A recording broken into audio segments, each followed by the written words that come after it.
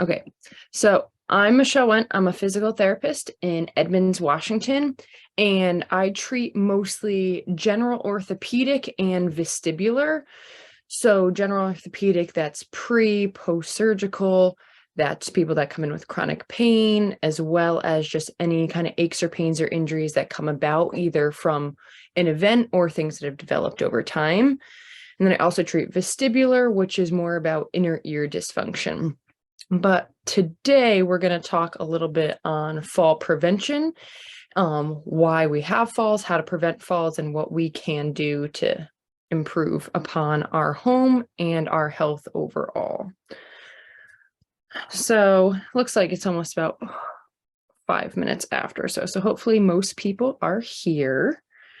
So like I said, what we're going to do is I'm Michelle. I'm going to give a little overview of who we are, meaning IRG Physical and Hand Therapy, because we can help. We're a part of the team, your whole healthcare team that can help with preventing falls. So we're going to talk a little bit about falls, balance, and just an overview, because balance and falls do go hand in hand, but there's a lot more that goes into fall prevention. Then some different steps to how to prevent falls, including a plan that you can make for yourself and for your family. Some exercises that you can do on your own safely, as well as things that you could do if you need to come in to see a healthcare provider, and then any kinds of questions.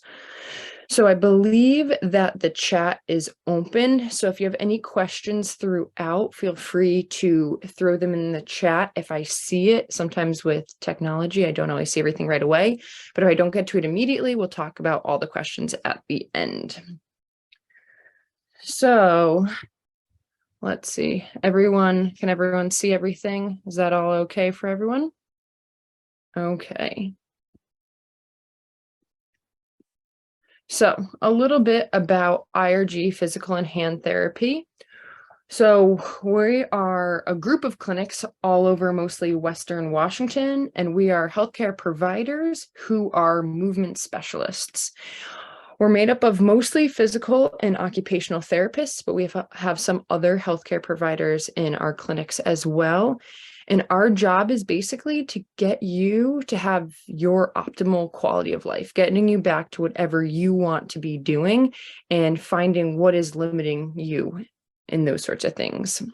And I'd say the biggest thing with PT and OT is that we are truly movement specialists.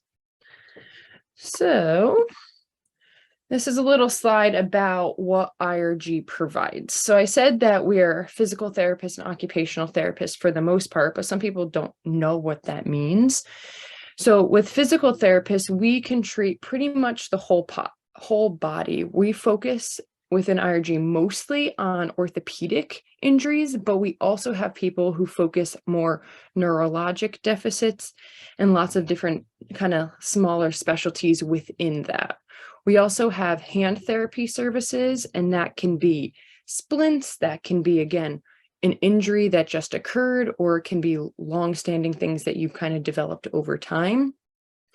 And then we also, in some of our clinics, have nutrition and wellness. So if you need to meet with a registered dietitian, massage therapist, other things like that. We also have pediatric therapists, athletic trainers. We have people who focus more on the sports performance side of things, as well as what we call industrial athletes, because a lot of people have jobs or things that they need to do in their everyday. So making sure that they don't get injured with what they do. So as you can kind of see here, we have clinics primarily all over Western Washington. So hopefully there's one either close to you or within your neighborhood. We also provide some other specialties, one being women's and men's health. So a lot of that is pelvic health related, and that can go along with any urinary or sexual dysfunction. We have a lot of providers who specialize in that particularly. We also have vestibular therapists. I am one of ours at our Edmonds clinic, and with vestibular therapy, that's a lot about inner ear dysfunction. So if you've ever heard of, or you yourself have experienced dizziness or vertigo, that is where a lot of vestibular therapists will help, because sometimes that is what can lead to a fall. We also at pretty much every clinic treat fall prevention, and we'll talk today how there are lots of different things that go into fall prevention, and it's not normally one thing, but a whole multitude of things. We have a lymphedema specialists and lymphedema management. So a lot of that has to do with when you have swelling in your arms or your legs, and it's due to lymphatic blockage as opposed to swelling for other reasons. And I mentioned a little bit before, but we have some more holistic health and myofascial mobilization. So that is what we call kind of soft tissue work, meaning working on the muscles and the fascia that connects everything in our body. Our hand therapists are amazing and they do custom splinting. So if you need a specific splint for that, you need a referral from your doctor to get in, you can see that. Then we also have aquatic therapy, as well as recently we've had a lot more people who have gone through the TPI golf certification. And that is all about golf and how the human body and golf go hand in hand and how your body can actually affect your golf swing and possibly lead to injury. So I'm definitely not your person for that, but we have people who could help if that is something you're interested in as well. So, excuse me, Michelle. Yep.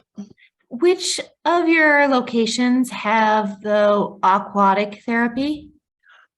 I do not know because I know it's not at my clinic, but we do have someone on the call who works for administration that I think he'd be able to get you that information, if not right now, but at least by the end of the call. Great, thank you. And I just remembered I'm supposed to put questions in the chat. Sorry. No, that's okay. I don't mind this either. I feel weird always talking to a screen. So when I actually hear another person, it's nice to know you're not just talking to a screen. Okay. Any other questions so far? Okay, so this is then a little bit more about history of physical therapy. So we, like I said, we're made up of mostly primarily physical and occupational therapists. And we like to think of ourselves as the movement specialists. So we really work on what led to this injury. Was it a traumatic injury? Was it something that developed over time? And how can we change the recovery? Do we have to just change habits? Do we have to improve strength? Do we have to change range of motion? But it's really trying to assist people to get back to their everyday activities and seeing if there's anything that is impacting their quality of life. So it's really about rehabilitating from prior injuries and then really trying to prevent future injuries to reoccur. And a lot of times we think of PT as a lot of those bigger movements, like the walking, the stairs, everything like that. And then occupational therapy or hand therapists do a lot of that basic fine motor tasks. So those everyday things of buttoning shirts, using utensils, opening doors, things like that, that all have to do with those fine motor skills and getting a little bit more, all those fun things, more of our hobbies back. Okay, so now going into what you guys are really here for, which is all about balance and falls. So I want to start with an overview and go through a few questions that you don't have to answer out loud, but I want you to think about yourself, because a lot of times we always worry about falls. And I hear a lot of people be like, oh, well, I haven't had a fall. But then when I dig a little deeper, they'll tell me about all the stumbles or near falls they've had or how unsteady they feel. And that is something we want to prevent falls. So if you're already feeling that way, we want to get a little bit more of a screen and dig deeper to see what's causing that. So some questions that I want you to think about are, have I fallen in the past year? Have I been advised to use a cane or a walker? Do I feel unsteady when walking? Am I worried about falling? Do I need to push off the arms of the chair to stand up? Do I have trouble stepping onto a curb? Do I often have to rush to the bathroom? Have I lost feeling in my feet? Do I take any medication that makes me feel lightheaded or tired? Or do I take any medication to improve my mood or sleep? Or do I feel sad and depressed? Because a lot of these things all go into balance and then therefore falls. Some of these things we don't think about day to day, but we just might think about here or there.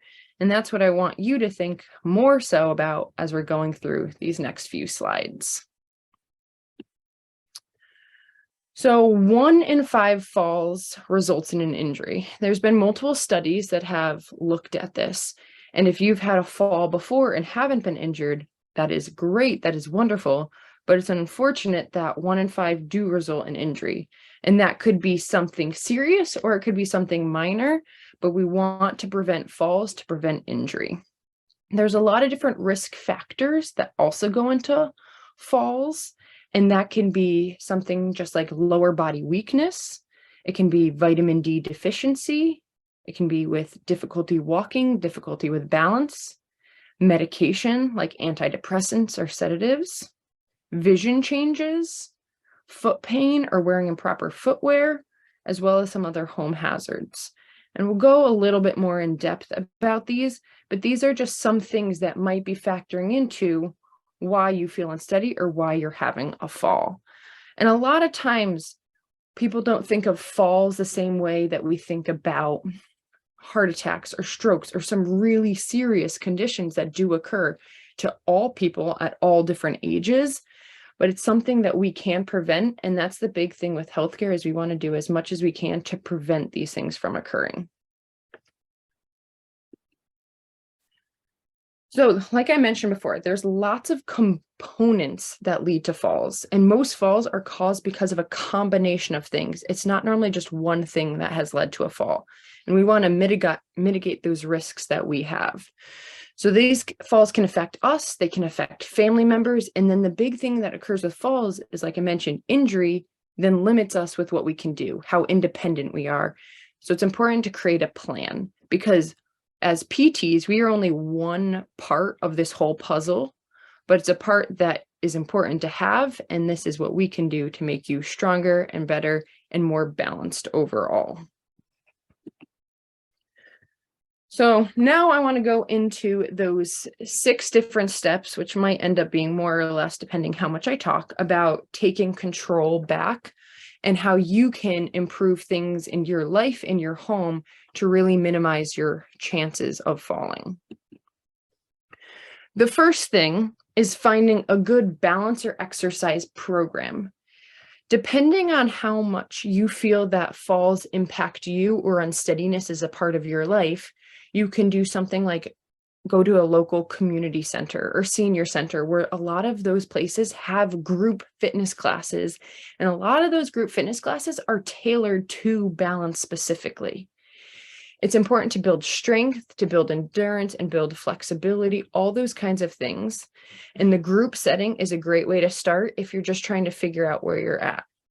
If you're a little bit more concerned about balance and you think that you've already had falls, or if you've had lots of near misses with falls, that's when it's important to really go and find a program that is individualized specifically for you.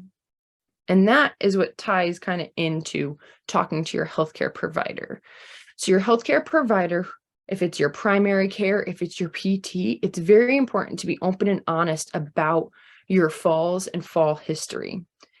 So you don't want to wait until you've already had a fall, and you want to be able to have those conversations about what led to the fall. Was it a complete accident? Was it you saw something coming and you just kind of forgot about it? Or do you have no idea what led to your fall? And that's when it's important to talk to your healthcare provider to dig a little bit deeper. So I know a lot of people that I've talked to when I talk about joining balance or exercise programs, they tell me that they walk daily. And that is absolutely wonderful, because that is very important for our overall health and our heart health and our cardiovascular and our pulmonary systems. However, walking doesn't really improve our strength. And our strength is a big part, especially our lower body strength, is very important to prevent falls. And we'll go into that a little bit deeper later on with other exercises that you can do. So when talking with your healthcare provider, other things I've heard is that people tell me that they don't feel unsteady, but they feel lightheaded. And that is also another risk factors for falls. If you kind of feel like your head's in a cloud or a little foggy, there's lots of things that can tie into that. And then that leads us into number 3 about reviewing your medications with your doctors or pharmacists. So there's lots of things that can happen with our medication. Sometimes we're taking our medication as prescribed and we're doing everything properly, but we're still having side effects, because that is what occurs with certain medications. Other times we take medications that are prescribed, but we also take medications over the counter. And those combinations, they can have an effect on your body. And that's when it's really important to talk to your doctor or pharmacist about all the medications you're taking and how you're feeling on those medications. It could be that you are lightheaded previously just because you weren't drinking enough water that day or enough water the last few days. It could also be that your blood pressure has changed. Are you on blood pressure medications where your blood pressure is too high, or is your blood pressure now too low? All these things are really important to talk to your doctor about, and making sure that you're checking your heart rate, your blood pressure, to make sure that they're stable and within that healthy range. All right. Number 4 is getting your vision and hearing checked annually. It's very important to make sure that our eyes and our ears can help tell us what's going on around us. And along with that, I like to add in, make sure you're getting your feet checked as well. Some people have neuropathy or numbness and kind of tingling in their feet, where they can't really sense the ground that well. That can also play a really big role in how steady you feel and if falls occur. If you can't fully sense the ground underneath you, it's hard for your body to know where you are in space. So number 4 kind of talks about, what is our equilibrium? Does our body know where we are in space? And there are 3 major kind of pillars that all go together for that. One are our eyes. Our eyes tell us a lot of where we are in space. Think about everything around you. You know where you are in your room. You know where you are outside. You know how far away things are. You know if there's going to be a slope or stairs and how your body needs to adapt to that. So making sure that you get your eyes checked and you have the right prescription if you wear glasses, and everything is good that way. But also our ears. So I mentioned a little bit more previously about the vestibular system. The vestibular system goes with your inner ears. It also helps tell you where you are in place. We have these little organs in there. You have your utricle, your saccule, and these semicircular canals. And they're all just little fancy things that tell us, are we moving forward, backwards, up, down? Are we rotating?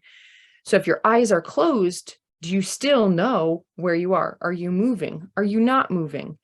Do you know how far apart things are? So your inner ear is really important as well. And if there's a dysfunction going on in your inner ear, it can also lead to difficulty of knowing where you are in space. And if you don't know where you are in space, it's really hard to tell up from down. And when that is when falls also occur. The third pillar is our proprioceptive system. And that is our joints, our skin, sensing what is around us. We have these things called mechanoreceptors, and that can go from your big toe to your ankle to your knee, all the way up to your neck. And all those little receptors tell us of pressure and where we are. And that can affect when you're standing on solid ground. You're like, oh, no, I know I have this beneath me. Versus when you step outside, especially now that we had a little rain today, the ground might be a little bit softer. How quickly can your body sense that your foot sunk into the ground a little bit more? So it's all those little things that can feed into your balance and your equilibrium and your body knowing where you are in space. So the big thing with number 4 is getting your eyes, your ears checked, and your feet checked annually or more regularly than that if you feel like there's been a change. Okay, now number 5 is all about the home. So 4 was talking a lot about you, 5 is talking about everything around you. It's important to remove all tripping hazards. If that is just shoes on the floor, clothes that have been tossed to the side, books stacked somewhere, or paper, things that are in your path and on the ground. So it's very important, especially in the bedroom, making sure that you have a clear path from your bed to the bathroom at night, because you don't want to trip on anything.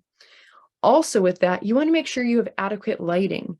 In areas that are dimly lit, if your eyes can't see where you're going and you trip on something because you just were not aware it was there, including a pet or some random things that you placed down thinking you were going to move them or you would remember they were there, sometimes we don't. So really making sure you have adequate lighting between all areas of your home, the bed, the bathroom, in the hallway, as well as stairs, making sure your stairs are safe. So if that's inside or outside, you need to make sure that your stairs are secure, that you have railings, that any carpet around there is secure and it's not going to flip up and your toe won't catch. And then looking at the bathroom, things like grab bars if you need, shower seats, raised toilet seats, shower chairs, all these things that help prevent you from having a fall, that they are there to help you getting up and down. And then I also like to mention in the kitchen, there's a lot of times that on our shelves, we have 1 or 2 shelves we might be able to reach easily, but we have other shelves that are really hard and you need a step stool to get to.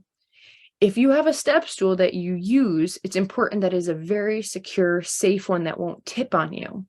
And if you're using it regularly for things, are there any ways that you can rearrange your cabinets, that things that you have to use all the time, you don't need a step stool for, and you only need them in certain scenarios?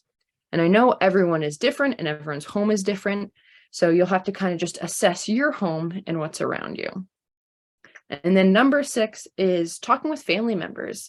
It's never just on you or never just on one person. Falls affect everyone, and preventing falls also affects everyone in your family. Because if you're doing everything to keep your home safe, but you have other people in your family that they either tossed something down or didn't know, knowing with pets, you never want to get caught with a pet underneath your foot. And then other family members, and now there's a lot of technology actually out there. There's a lot of devices for detecting falls. I'm pretty sure phones and watches now even can give a little alert.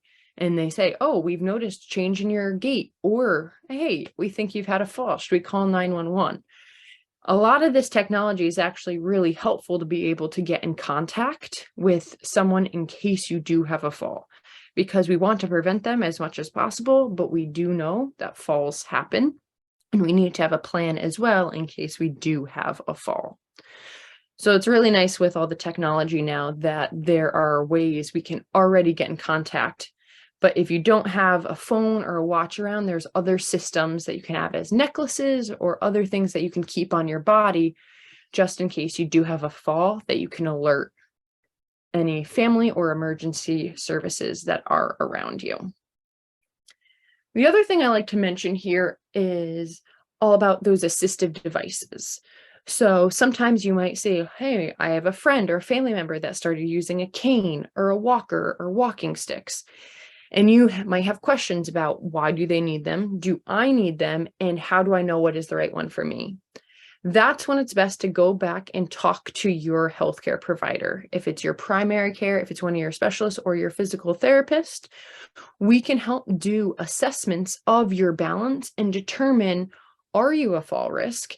And do we think you need these assistive devices? And if you do, how to get them properly set up for you. Because they can be expensive, and sometimes we just borrow them from a friend or a family member. So you want to make sure, especially if you borrow one, that it's sized and fitted specifically for you. All right. So now we want to talk about, what can we do? How can we actually create a plan? So this slide is something that you can look at and go, okay, when have I had my last physical checkup? Have I talked to my doctor about changes that I have been noticing? If it is, I've noticed I've been lightheaded. I notice my medication is affecting me differently. Do I feel like my body isn't as strong as it previously was? Have I noticed I do feel a little bit more unsteady, or I do grab onto furniture when I'm walking around the home that I previously have not had to? Then when's the last time I had my eye exam? Do I feel that things are looking the same, or have things changed? Do I think that my eyes are giving me adequate information about my surroundings to help prevent me from falls? And then again, reviewing your medications. Sometimes we're working with all these different specialists, and a certain specialist give us this medication, but then we had a different change of medication, or we had a change of the dosage.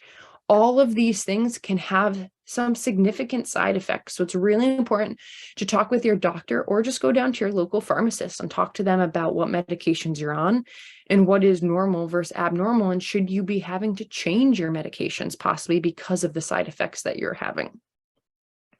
And then down at the bottom here, following a regular activity program to increase your strength and your balance, because strength is very important. It's so important to have strong legs, strong ankles, strong everything all the way through your body. So if you do trip or stumble, can you catch yourself? Or if you're not as strong, do you notice that your legs are just so fatigued or your body is very fatigued? Because we are much more likely to fall or trip or stumble when we are fatigued. So creating a program will be a good way, if it's group or individual, to really help reduce your fall risk. And then other parts of the plan, looking at things outside, so around your home. This is what we mentioned a little bit before, was the tripping hazards or objects on the floor. Do you have throw rugs down and do you catch your toe on them? Or say you think you really need those throw rugs, are there corners up, or can you tape them down? Make sure that there's no skidding.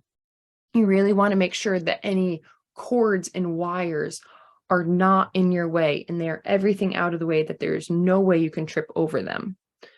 In the kitchen, that things are at eye or waist level, where you don't have to reach up and grab anything too heavy. You don't have to use a step stool, especially if your step stool is not perfectly stable. You never want to stand on a chair, because chairs are not built for that and they're very unstable. And I've unfortunately seen multiple people falling from stairs or ladders, reaching for things that they knew they shouldn't have done, but they thought, there's no chance for them to be the person that would fall doing that.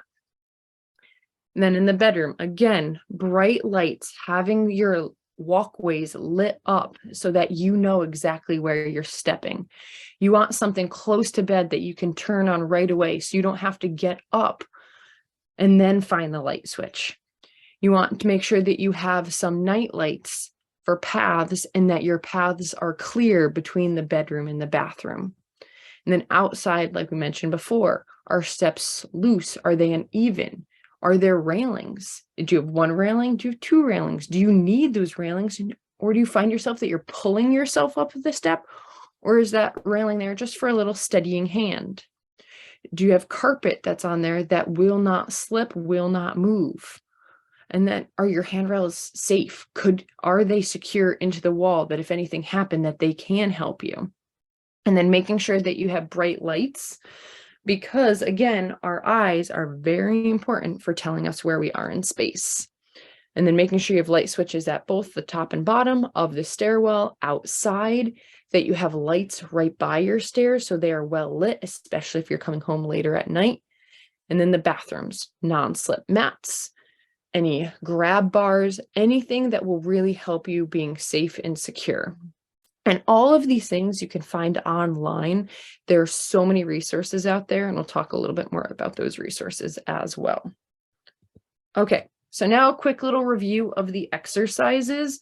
There is a handout of all of these exercises afterwards, so you will be able to get that information later.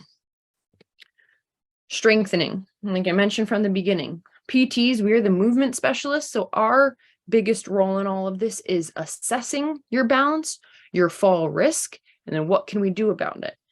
These ones are exercises that you can do at home safely. This first one here are what's called toe stands, calf raises, heel raises, whatever you want to call it. But it is when you can hold on to a surface, because this is for strength. This exercise is not for balance. So you don't have to do both at the same time, but pushing up onto your toes so your heels lift off the ground. And this is really to start to strengthen those muscles on the backside of your lower legs. Those calf muscles are so important to be strong because we use them every single step that we take. So you want to make sure you can rise onto the ball of your feet, hold it for a few seconds, and then slowly lower down. I'm sure if any of you have been to PT before, we're always telling people to slow down because a lot of people love to use momentum, but we want to make sure that you're in control and that your muscles are doing all of the work. If you can go through these and you're like, wow, these calf raises are so easy, try doing them on one leg. But again, still hold on. This is a strengthening exercise, not a balance exercise. You don't have to make every exercise work on absolutely everything. Okay. The next one are some toe taps. So this is, if you're standing, again, hold on to a counter, hold on to a surface, stand nice and tall and try and tap one foot out to the side and then back to the center. So this will be actually working on the sides of your hip strength, and you want to do those taps out to the side and back in, as well as you can tap that leg behind you and coming back to the center. It's important with the toe taps that you're not leaning with your trunk, like your whole center of your body side to side, because that's when you're starting to compensate or use other muscles. Because our body is smart, we'll always try and use muscles that are strongest, and it normally means we need to really work on those muscles on the sides of your hips a bit more. So standing nice and tall, just trying to kick your leg nice and controlled out to the side and back, as well as behind you and back. And it's really important to make sure you practice this with both legs. Then the third one is marching in place. So again, making sure that you're standing nice and tall. Think about trying to lift one foot up and then the opposite one. Going back and forth, again, very slowly, because I want to make sure you're in control and you're not putting your foot down to save yourself from losing your balance, but you're putting your foot down just to continue with that nice controlled marching motion. It's important to do this, again, next to a counter or a very sturdy surface in case you do start to lose your balance. You can just hold right on. This is a way that you can start to progress that balance just a little bit when you're also working on a little strength of the front of your hips. This next one are called knee extensions or long arc quads because they work your quad muscles, that big group of muscles on the front of your thighs. Always sitting tall and having your opposite foot on the floor. You want to straighten one knee out and then slowly lower it back down. As you can see, slowly is written by every single one of these because it's very important that you are uncontrolled and you're truly using your strength. So you want to work on this on both sides because it's important to keep both sides of your body nice and strong. You might notice, though, that one side is a little easier than the other because all of us typically have a little bit of a stronger side. And then number 5 is starting to put all of these things together. So sit to stands. We do this countless times during the day, getting up and down from just our bed or the toilet, a couch, a chair, anything that you encounter, you pretty much have to do this. And like I asked in the beginning, do you feel that you need to push off the armrests, or do you notice you always have to push off your thighs when you're getting up? Are you doing that because of habit, or are you doing that because it's hard for you and you might not have enough strength in your legs to lift you completely on your own? So with this exercise, again, sitting nice and tall at the edge of the chair, you want your ankles right underneath those knees, about hip width apart, and that you push down through your heel as well as your big toe to lift yourself up. And then I'm sure you can guess, nice and slowly on the way back down. You don't want to plop back into the chair because that's telling me that you don't have enough strength or control of your strength when lowering back down. And this is something that you can do from a kitchen chair, or if you want to challenge yourself, something like a couch. Typically, couches and toilet seats are some of the hardest things to get on and off of because they're a little bit lower than just the standard seat height. Now, some other strengthening ones. This one on the top left is the hamstring curl. So that tries to work the muscle on the back of your thigh. Similarly, when you did those other kicks, you want to stand nice and tall, lift your heel up towards your backside. I was trying to tell people to kind of aim for where their back pocket would be. I don't expect you to kick that high. I don't think my knees can bend that far, but you're still trying to slowly lift your heel up and then slowly lower it back down. You want to do this on both sides to make sure that you're working both legs equally and that you have adequate strength through the back sides of your legs. And then hip extensions.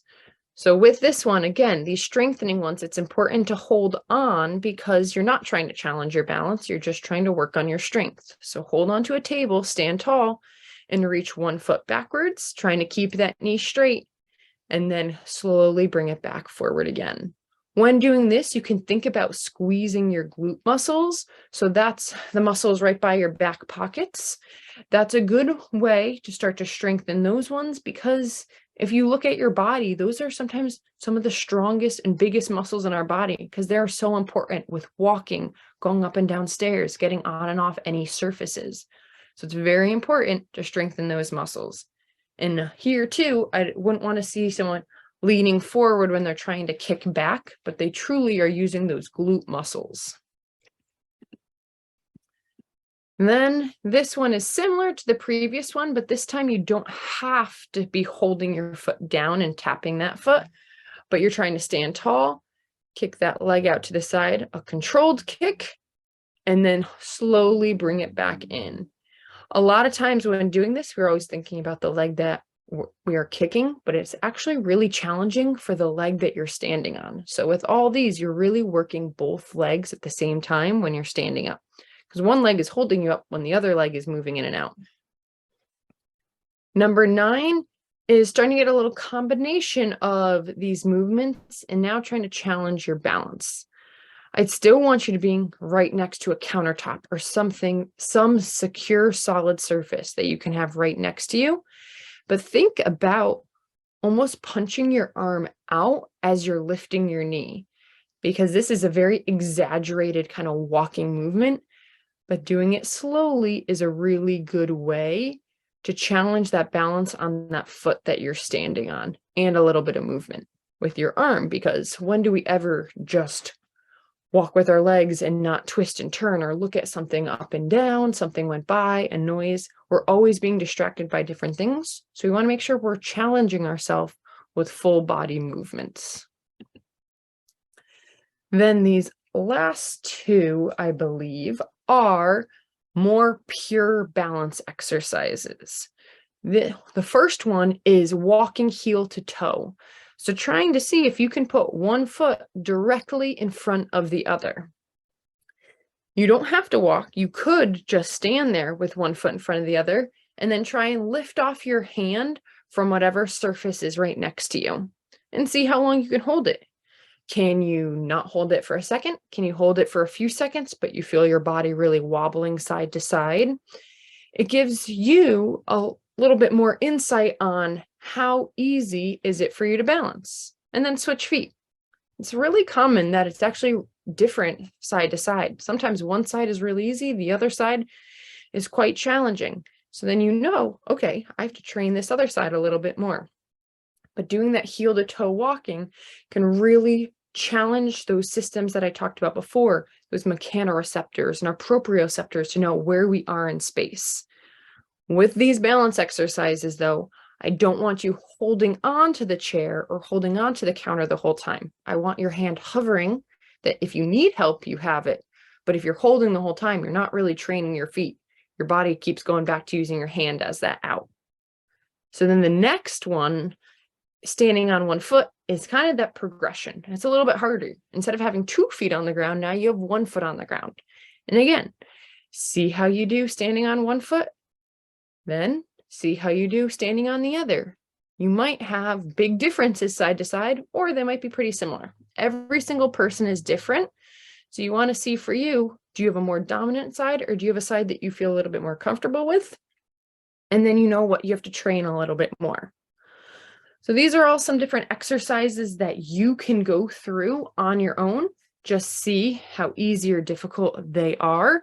And then if they're easy, we're going to try and find ones that are a little bit more challenging. If they're difficult, they're definitely what you need to be working on. Or if they're so difficult you can't do them properly, then we might need to adjust them a little bit to find the ones that are right for you. All right. So I want to review a little bit and go back, kind of review those other preventative tips. So there are things that we can do at home, and there's things that we can do outside of the home. In the home, it's really important that your floors and stairwells are clear. You don't want to trip on something that was so easy to just pick up and put away or have out of your pathway. You want to make sure that you have a phone or some sort of device to contact others in case of emergency. We all want to prevent falls. We never want to fall, but falls do occur. So it's important to have a plan in case they do happen. Have grab bars installed and have professionals install grab bars because you want to make sure that they're truly secure into the wall, making sure that they're next to the tub or the toilet or any area that can be a little wet in the bathroom because you don't want to slip on that wet ground. And that's why those anti-skid rugs or anything else around in the bathroom is going to help you to be nice and secure. Then those sturdy step stools. There are some step stools out there that are not sturdy, that you can step on the corner and they can flop right over. You don't want that to happen. So make sure if you need to use a step stool that it's a very sturdy step stool and that you move it exactly where you need to reach those items. Make sure when you're getting out of bed at night, if you have to go to the bathroom, that your lights are on, your path is lit, and your path is clear. When coming up out of bed, give yourself a second. A lot of times in a daze at night, you're not fully aware of your surroundings, or are you lightheaded? Is there something else going on that you need to take a second to orient yourself? Could just be 5 seconds, maybe 10 seconds. Then you know, okay, I'm good. And then you can take those first steps. But you never want a fall to happen from something that we could have just easily prevented by taking an extra few seconds. Then outside the home, check for if there's cracks or things that are uneven in your driveway or the surrounding areas. Because sometimes I know the sidewalks around me are very uneven and there's cracks all over the places, or there's bushes completely out. And those are things that I can't change, but I can be aware of to make sure I can move around them well. Do you have handrails where you need on steps and stairs? I know someone really recently who didn't have a railing outside, and they actually were just able to build with their family. They built a railing for either side of their steps to come on in, and it has made them feel so much safer getting in and out, especially when it's dark outside. Then all those wet, slippery surfaces, that is inside as well as outside. We're starting to get closer and closer to that rainy season where those slippery surfaces are around kind of all the time. And we want to make sure that we're aware of our surroundings. And then luckily we're not here yet, but in the winter, make sure that walkways are shoveled and salted and you're looking and aware of black ice and other things that can occur, because we have seen way too many people in our clinic because they either hurt their back or they broke an ankle or they broke a wrist because they slipped on the ice in the wintertime. And some things are pure accident, but some things are preventable. Okay, so here are listed some local community resources. These are just a few. There are so many places out there. There with our community centers and our YMCAs and our senior centers. There's lots of resources and classes. You could go on Google and just look up places around you. You can talk to your primary care if they have any resources that are directly in your area, or you can reach out to any local physical therapist that you have. For us, I know that we do injury screens, which includes kind of balance screens. Sometimes we'll have people come in and they'll say, hey, I feel a little unsteady. I'm not sure if I should do something about it.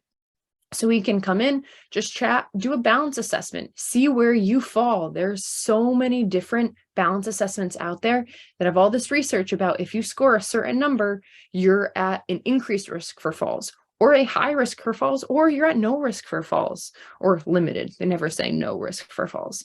But these are things that we can do, and we can determine, are you good working on your own or going to some group classes, or do you need a little bit more individual attention? And it just is deciding what is right for you. Then we have a few other names on here of places that you can look for a little bit more information. Also, the CDC has a ton of information about falls and fall prevention, as well as that plan, how I talked about a little bit before. Do you have a plan? You can go online and find those resources to really look through and see if there's a plan for you, and if you need more information about developing that plan. Okay, so now is our time for questions. Let me see if I can see any of the ones on here. Okay, so hand and wrist. So are there any assistive devices that people can use if they've hand and wrist issues?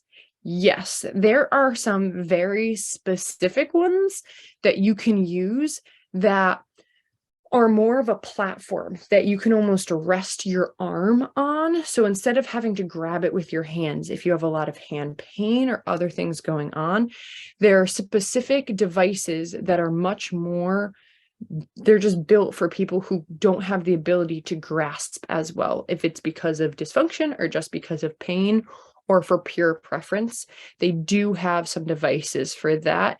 And to get the right one for you, it'd be best to reach out to either your primary care or your physical therapist if you have one, because they can do an assessment and see what would be right for you, because there's a few different ones out there. And then, yes, we are getting copies of the exercises. We can email them out to everyone who got the email for this as well. So now I kind of want to just open the floor to anyone else if you want to unmute yourself and ask a question, and I'll just kind of be waiting here.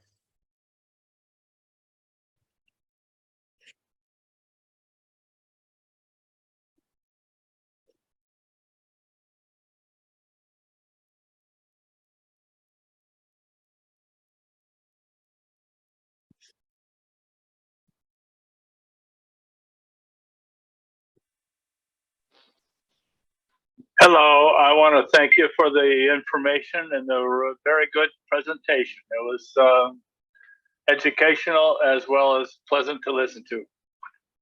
Oh, well, thank you. I can always, if you've ever met me, I'm a person who can talk forever. So I always never know if I'm talking the right amount and if it's beneficial to others. Thank you.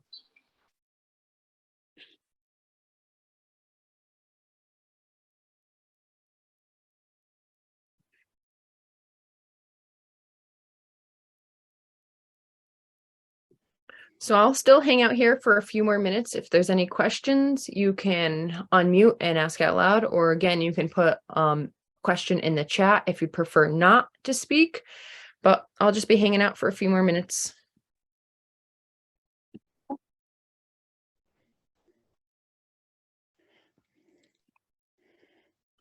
Okay, so it looks like we have a question that says, if we have fallen, how do we know when we should start to be concerned? So I would say if you have had a fall, that means I would definitely want you to get a balance assessment. If that is just, again, going to one of your physicians or your doctors or your PA, whoever they are, or your PT, it's a great way to do a balance screen. And you can talk about what caused the fall. Was it because you stepped on something slippery that you didn't know was slippery and you just completely fell? Did you think there was a step there and just for whatever reason there wasn't a step and you fell for that? Or have you been feeling unsteady and have you not needed to use a walker or a cane in the past, but now you feel maybe I do? Normally the best thing to do is just meet with someone. I know here at IRG, we do those 15-minute free injury screens. That's just more of a quick assessment and then getting someone's opinion on, hey, I think that fall was something that was really uncommon and you might be able to work on these exercises on your own. Or is it, hey, actually, you look like you might be at an increased risk for falls right now, and why? That assessment can tell us a little bit more. Is it because of your strength? Is it because you actually have neuropathy where you don't feel things as well through your feet? And that sometimes can be because of medication. So there's all different things that we can look at during a balance assessment just to determine, hey, is this a one-time thing or should you be coming in more regularly? It looks like in the chat as well, someone was able to go to Swedish, the Balance Center, yes. And they did lots of tests, but they shut it down before they could fully go over. If they have the information, yes, I'm not sure where you are located, but I would reach out if there's a local clinic by you. I would reach out to that clinic and we can talk through even before you come in on what tests you have, what results, and then we could be able to come in and talk in person a whole lot more. So to schedule the assessment, I believe, and Jensen, correct me if I'm wrong, At IRG, I know that we have online scheduling. So if you prefer doing things online, you can go right to irgpt.com and you can request an appointment at whatever clinic is closest to you or most convenient for you, or you can call on the website as well. There we have a phone number that you can call to schedule an assessment, and you can ask for just injury screen, or if you want to go through a balance assessment. And I'd say if you're concerned about falls, especially if you've had falls, it is very important to truly get that assessment. And we can talk through all the different reasons that would lead to falls. But definitely, I know for us, irgpt.com, you can either schedule online or you can call. Sometimes I think calling is easier, but other people don't always want to talk to someone all the time.